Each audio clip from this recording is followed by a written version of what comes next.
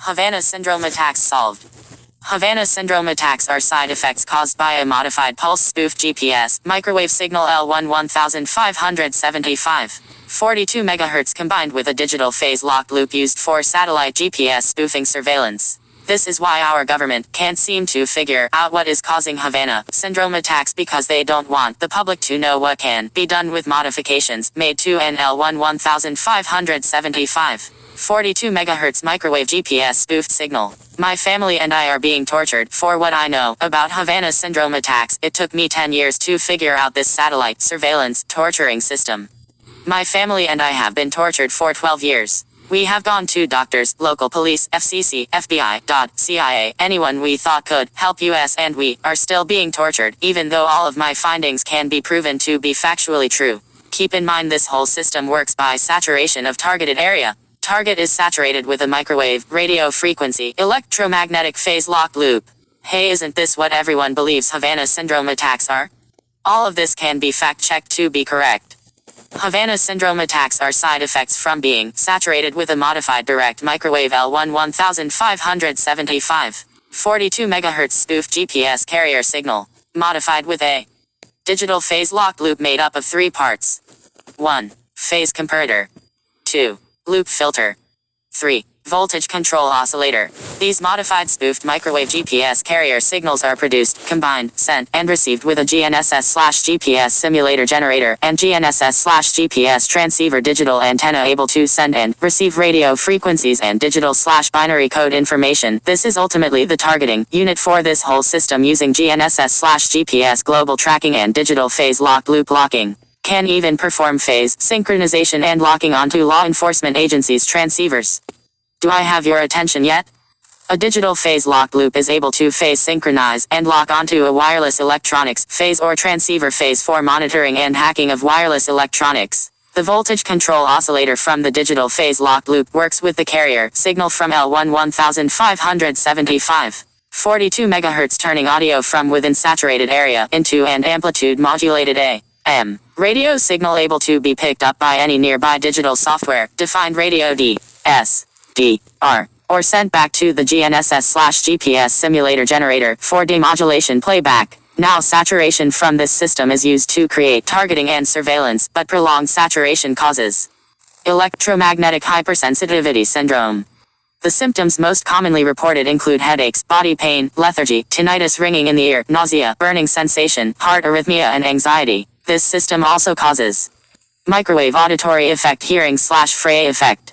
This causes swelling of the cochlea and temporal lobe, enabling targets/mammals/humans within saturated are to hear electromagnetic waves and radio frequencies and whatever is being carried on those radio frequencies, making target think they are insane, hearing voices/music/audio that would never be heard without the use of wireless communication electronics. The hearing of microwave pulses is a unique exception to the airborne or bone-conducted sound energy normally encountered in human auditory perception. The hearing apparatus commonly responds to airborne or bone-conducted acoustic or sound pressure waves in the audible frequency range. But the hearing of microwave pulses involves electromagnetic waves whose frequency ranges from hundreds of megahertz, 200 megahertz to 3 to 6 gigahertz to be exact. A spoofed GPS L1 1575. 42 MHz is well within the range for microwave auditory effect hearing.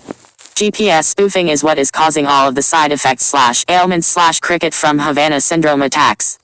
Since electromagnetic waves e.g. light are seen but not heard, the report of auditory perception of microwave pulses was at once astonishing and intriguing. Moreover, it stood in sharp contrast to the responses associated with continuous wave microwave radiation. Experimental and theoretical studies have shown that the microwave auditory phenomenon does not arise from an interaction of microwave pulses directly with the auditory nerves or neurons along the auditory neurophysiological pathways of the central nervous system. Instead, the microwave pulse, upon absorption by soft tissues in the head, launches a thermoelastic wave of acoustic pressure that travels by bone conduction to the inner ear. There, it activates the cochlear receptors via the same process involved for normal hearing. Aside from tissue heating, microwave auditory effect is the most widely accepted biological effect of microwave radiation with a known mechanism of interaction, the thermoelastic theory. A specific emphasis is placed on human exposures to wireless communication fields. This is why when first responders show up and do not hear anything, it is because their bodies have not had time to absorb the microwave radiation produced by the spoofed GPS L1 1575.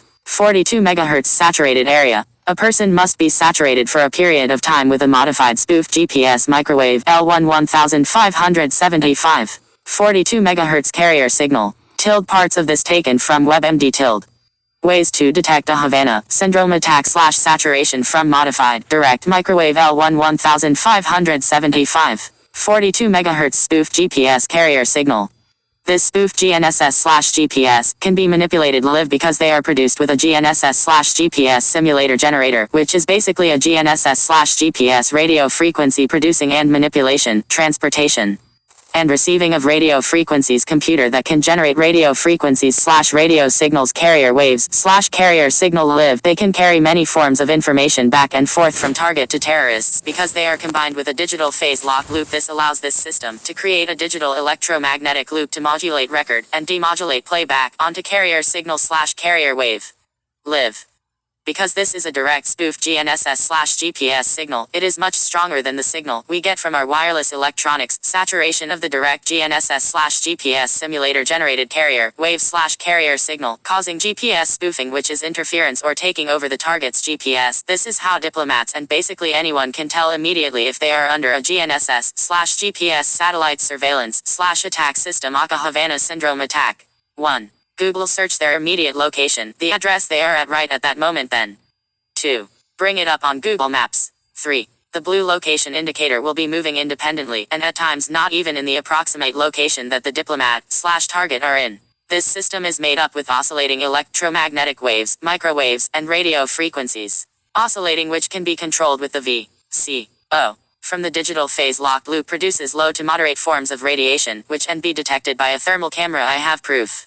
Not infrared but a thermal camera. It looks like a glowing wall around targeted area. It also radiates the target's water supply, and that can be seen as well with a thermal camera. All this happens with saturation of a modified direct pulse spoofed L1 1575. 42 MHz microwave GPS carrier signal/carrier wave, used to gather surveillance, provide torture, and make target think they are insane, stopping them from reporting these attacks.